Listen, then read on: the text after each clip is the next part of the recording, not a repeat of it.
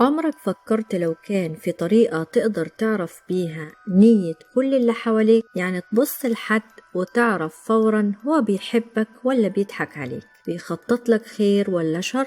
تخيل لو الطريقة دي كانت موجودة بالفعل. بس السؤال الحقيقي، هل انت مستعد تعرف الحقيقة ولا في حاجات الأحسن تفضل مستخبية؟ النهاردة هحكي لكم حكاية مش زي أي حكاية عن راجل ماشي ورا العقل والمنطق لحد ما لقى نفسه في مواجهة أكبر مراية للحقيقة في حياته. مش مراية بيشوف فيها وشه، لأ، دي مراية بتكشف اللي محدش بيقوله حتى عن نفسه. ويلا بينا نشد الحزام ونفتح ودنا كويس، لأنكم هتدخلوا معايا لعالم فيه الحقيقة مش دايما نعمة، وساعات بتكون لعنة.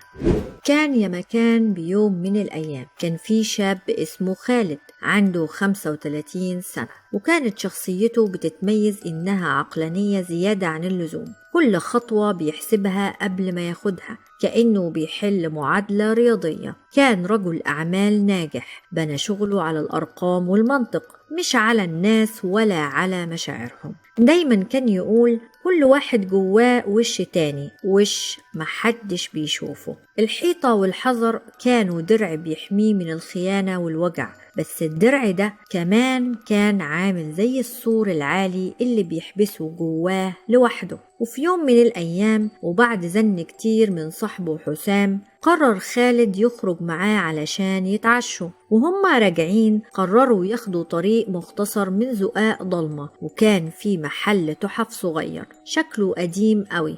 خالد استغرب انه عمره ما شافه قبل كده، فراح حسام وقال بكل حماس ده شكلنا هنلاقي فيه كنز، يلا نخش فيه. وطبعا بسبب فضولهم هما الاتنين دخلوا المكان. وجوه المحل الدنيا كانت مليانة تحف عجيبة، ساعات قديمة، كتب جلدها متاكل، وسلاسل دهب شكلها من أيام زمان. بس اللي لفت نظر خالد مراية طويلة وملفوف حواليها إطار ذهبي محفور عليه رموز غريبة. وفي الوقت اللي كانوا بيبصوا فيه على المراية العجيبة دي، قرب منهم راجل عجوز جسمه نحيف وعينيه فيها نظرة غريبة وحادة، وبص لخالد وقال بصوت هادي دي مراية الحقيقة، بتكشف بيها نية أي حد تشوفه فيها. بصله خالد وضحك وقال بسخرية يعني ايه دي لعبة سحرية ولا ايه؟ رد العجوز بهدوء جرب، بس افتكر الحقيقة ساعات بتوجع.